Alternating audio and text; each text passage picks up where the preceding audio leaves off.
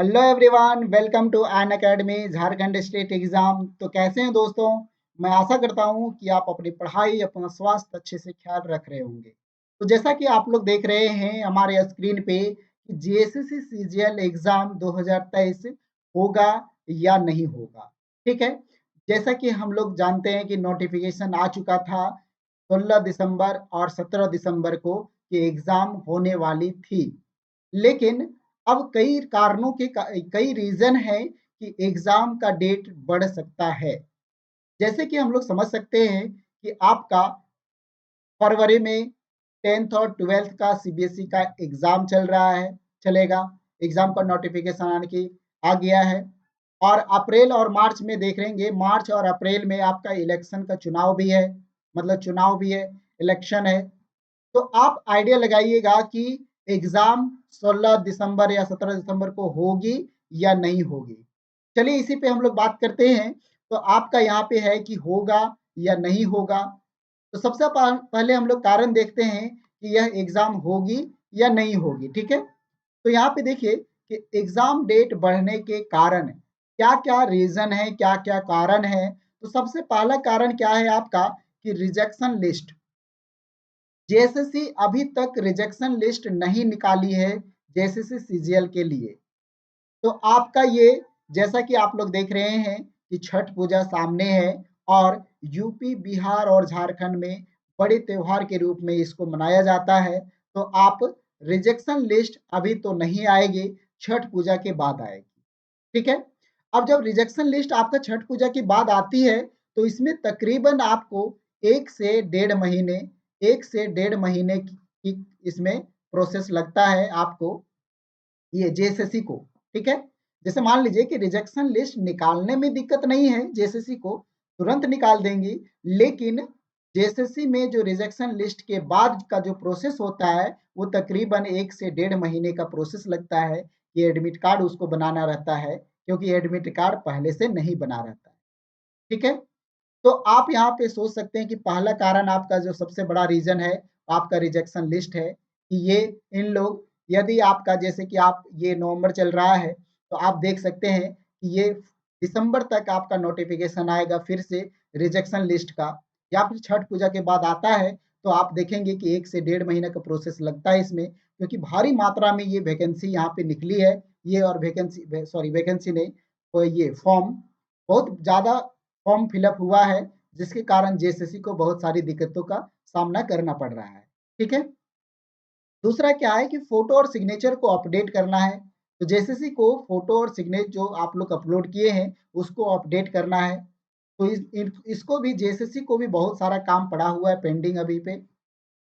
अगला है क्या कि आपका सेंट्रल एग्जाम का सेम डेट है, मतलब एक सेंट्रल एग्जाम है जो कि 16 दिसंबर को है। तो इसका एग्जाम और उसका एग्जाम ओवरलैप कर रहा है। तो ये भी एक बड़ा कारण हो सकता है कि जैसे कि मान लीजिए कि फॉर्म जैसे सीजीएल का भी भरा है, सेंट्रल एग्जाम का भी, तो एक ही इंसान दो एग्जाम कैसे दे सकता है। ठीक है, अगला पॉइंट क्या है आपका कि जेएसएससी म्युनिसिपल एग्जाम यानी कि नगर पालिका का जो एग्जाम हुआ था उसमें भी से बहुत सारी धांधली चली थी, जिसमें पेपर लीक का सामना आया था, सेंटर पे चीटिंग का ये प्रोसेस चला था।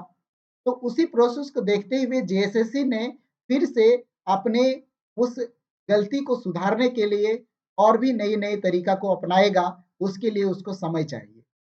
ये जेएसएससी क्या है, एक बहुत बड़ा बहाली होने होने वाला है। मतलब जेएसएससी सीजीएल का पोस्ट आने के एसओ बहुत सारे ऑफिसर्स यहाँ पे बनेंगे। उनके लिए ये कोई छोटा मोटा एग्जाम या फिर छोटा मोटा पोस्ट नहीं है कि हम एग्जाम लेंगे और धांधली हो जाएगी। तो इस पे भी सरकार, ये सरकार क्या और जेएसएससी जो होगी वो पूरा इस पे विचार विमर्श करेगी कि यह एग्जाम का डेट सही से, यानी कि सही डेट पे और सही से कंडक्ट कराया जाए। तो ये हमारे क्या था कि एग्जाम डेट बढ़ने के कारण थे, 5 कारण है इसके। चलिए मान लीजिए ये 2 कारण आपका सही हो सकता है कि ये दोनों कारण छोटे छोटे हैं, लेकिन ये तीनों कारण आपका क्या है, बड़ा बड़ा है। तो रिजेक्शन लिस्ट जब छठ पूजा के बाद निकलेगी तब आपको पता चलेगा। यदि आपका एक एग्जाम होने वाला होगा तो आपका 1 दिसंबर तक आपका एडमिट कार्ड आ जाना चाहिए। ठीक है, चलिए अब देखते हैं कि एग्जाम होने के कारण क्या है। तो एग्जाम होने के कारण है कि सेंटर लिस्ट, यानी कि जितने भी सारे सेंटर पड़ा हुआ है तो सेंटर लिस्ट वो जारी हो चुका है कि कहाँ कहाँ पे एग्जाम इसको लेना है। और 10th 12th का सीबीएसई एग्जाम 15 फरवरी से अप्रैल तक जाएगा, तो इसमें तो संभव नहीं है कि ये जेएसएससी इसमें एग्जाम लेगा। और बाद में फिर मार्च में या फिर अप्रैल में आपका इलेक्शन भी है, चुनाव भी है, लोकसभा का चुनाव, तो यहाँ भी आपका एग्जाम होने की संभावना नहीं है। ठीक है। अब देखते हैं हमारे पास जो समय बचा हुआ है वो आपका बचा हुआ है दिसंबर से दिसंबर से आपका जनवरी। तो ये 2 महीना के बीच आपका बनेगा कि ये दिसंबर से जनवरी के बीच आपका एग्जाम शेड्यूल किया जा सकता है, यदि एग्जाम का डेट बढ़ेगा तो। ठीक है। और अन्यथा यदि जेएसएससी अच्छा प्रोसेस करे तो 16 और 17 दिसंबर को भी एग्जाम ले सकती है। ठीक है। चलिए, तो कारण था कि ये बहुत सारे हम भी देखे, आप लोग भी देखे होंगे कि यूट्यूब पे ये ट्रेंड चल रहा है कि एग्जाम कैंसिल हो गया, एग्जाम कैंसिल हो गया। ठीक है। एग्जाम का डेट आगे बढ़ेगा। तो यही चीज को हम क्लियर कर रहे थे कि एग्जाम का डेट वाकई में बढ़ेगा या फिर नहीं बढ़ेगा। ठीक है। तो हमारा जो एग्जाम का डेट बढ़ने का कारण है वो बहुत सारा कारण है। यदि जेएसएससी फास्ट काम करती है तो आपको 16-17 दिसंबर को एग्जाम ले लेगी, और यदि उनका प्रोसेस स्लो रहेगा तो 16 दिसंबर और 17 दिसंबर को एग्जाम नहीं होगी। ठीक है। चलिए, तो बहुत बहुत धन्यवाद आप सभी को।